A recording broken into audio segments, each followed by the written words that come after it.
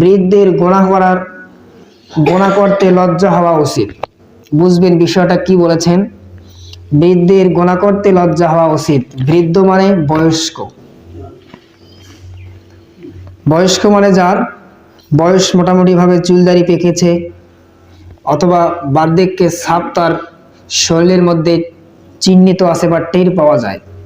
একটা মানুষকে কিন্তু আমরা দেখলেই বুঝতে পারি যে উনি মুরব্বী, অর্থাৎ উনি বুড়া হয়ে গেছে, মানে বৃদ্ধে উপনীত হয়ে গেছে। সুতরাং যদি বা উপদেশটা সবার জন্য, তবে স্পেশালি আজকের সেই কথাটা খুতবার লেখক তিনি উপস্থাপন করেছেন, বৃদ্ধের গুনাহ করতে লজ্জা হওয়া উচিত। দেখতে দেখতে শিশুকাল পেরিয়ে গেল, কৈশোর চলে গেল, শৈশব চলে গেল, যৌবন চলে গেল, সর্বশেষ আমরা যখন বার্ধক্যে পৌঁছে যাব, তবু কি আমরা সেই আল্লাহ সুবহানাহু ওয়া তাআলা যে সব গুনাহকে আমাদের জন্য নিষিদ্ধ করে গেছেন, হাবিব সাল্লাল্লাহু আলাইহি ওয়াসাল্লাম না করে গেছেন, আমরা কি সেগুলো করব? সুতরাং সাবধান, যারা আমরা বৃদ্ধি উপনীত হয়েছি, কয়দিন আমরা পৃথিবীতে বাঁচব। একটা বিষয় আমাদের থিঙ্ক করা উচিত, যে মানুষগুলো আপনারা একসাথে চলেছেন, একসাথে বাড়িয়েছেন, মানে একসঙ্গে আপনার বেড়ে ওঠা, একসঙ্গে কাজ করা, একসঙ্গে খাওয়া, হঠাৎ সে মানুষটা একদিন মৃত্যুর দ্বার প্রান্তে পৌঁছে গিয়ে সে মৃত্যুবরণ করে ফেললো। হয়তোবা সেই মুহূর্তে আমাদের উপলব্ধি আসে যে আমি একদিন মরবো, জাস্ট জানাজা পর্যন্ত। যখনই আমরা তাকে কবরে শোয়াই, দাফন করার পর সেই থেকে আমাদের মাইন্ড সেট আপটা চেঞ্জ হয়ে যায় যে ও মসজিদে কি এত কম বয়সে আমি কি মারা যাব। ভুল ধারণা। মৃত্যুর জন্য সব সময় প্রস্তুত থাকতে হবে। 24 ঘন্টায় আমি আপনি প্রস্তুত।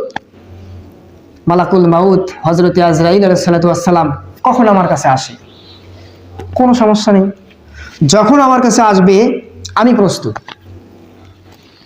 আমাদের সকলকে এমন হওয়া উচিত যে আজকে আমি বৃদ্ধের জন্য বলতেছি এমনটা নয়। যুবক অবস্থায় মানুষ মারা যায় না? যুবক অবস্থায় মানুষ মারা যায়।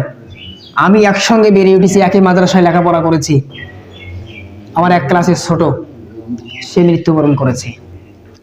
আসলে বিষয়টা যদিও ভাবতে আমাদের কষ্ট হয়, কিন্তু আল্লাহ তাআলা বলেছেন আমাদেরকে মরতেই হবে, সেটা ছোটবেলায় হোক, আর যুবক বয়সে হোক, আর বৃদ্ধ অবস্থায় হোক। তবে বৃদ্ধের লজ্জা করার, বৃদ্ধের একটা লজ্জা, স্পেশাল একটা লজ্জা থাকা উচিত যে আমার বয়স শেষ, এখনো আপনার আল্লাহর কাছে মাফ চাওয়ার সুযোগটা আছে।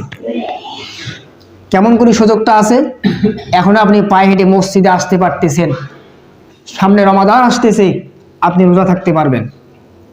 সুতরাং আল্লাহ সুবহানাহু ওয়া তাআলার কাছে আপনি একটা বার হৃদয়টাকে নরম করে দেন, আল্লাহ তাআলা জীবনে 50টা বছর আমি অতিবাহিত করলাম, 55 বছর আমার শেষ, 60 বছর আমি পার করে ফেললাম, কয়েক বছর আর বাঁচবো না জানি, কয়েকদিন আমি বাঁচি, কয়েক ঘন্টা বাঁচি, আমি যা গুনাহ করেছি আল্লাহ তাআলা খাস করে আপনি আমাকে মাফ করে দেন।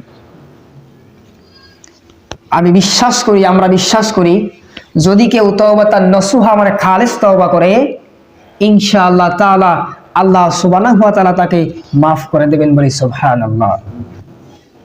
আল্লাহ মাফ করে দেওয়ার জন্য প্রস্তুত। উদউনি ইস্তাজিব লাকুম, তোমরা আমাকে ডাকো, আমি তোমার ডাকে সাড়া দিব। কেমন সাড়া দিবে? সাড়াটা কেমন সাড়া দিবে? পৃথিবীর কোনো মানুষের দ্বারা এই সাড়ার উদাহরণ সম্ভব নয়, পৃথিবীর কোনো কিছুর দ্বারা এই সাড়া সম্ভব নয়, কারণ আল্লাহ তাআলা আপনার অতি নিকটে, এই নিকটে পৃথিবীর আর কেউ নেই। সুতরাং ডাকা দায়িত্ব আপনার, সাড়া দেয়া দায়িত্ব আল্লাহ তাআলার। আপনি আল্লাহকে যে কোনো এক সময় ডাকেন, যে কোনো সময় ডাকেন। আপনি পথে হাঁটতেছেন, কোনো সমস্যা নাই, শুয়ে আছেন ডাকেন, গোসল করেন ডাকেন, প্রত্যেকটা সময় আল্লাহ তাআলা আপনার ডাকে সাড়া দেওয়ার জন্য প্রস্তুত। কিন্তু আমরা দুর্ভাগ্যবান, আমরা আল্লাহকে ডাকতেও জানি। সম্মানিত উপস্থিতি, সুতরাং যারা আমরা বৃদ্ধ বয়সে উপনীত হয়েছে, আজকের খুতবার সার কথা, খুতবার লেখক বলেছেন যে বৃদ্ধের গুনাহ থেকে লজ্জা হওয়া উচিত, লজ্জা করা উচিত। সুতরাং আমরা সকলেই লজ্জা করবো গুনার দিকে, যেন আল্লাহ সুবহানাহু ওয়া তাআলা শয়তানের প্ররোচনায় পড়ে যেন আমাদের দ্বারাই কোনো গুনার কাজ না করে। আল্লাহ সুবহানাহু ওয়া তাআলা সকলকে বোঝার ও আমলে আনার তৌফিক দান করুক। সকলে জবান খুলে বলে আল্লাহুম্মা আমিন। সম্মানিত উপস্থিতি,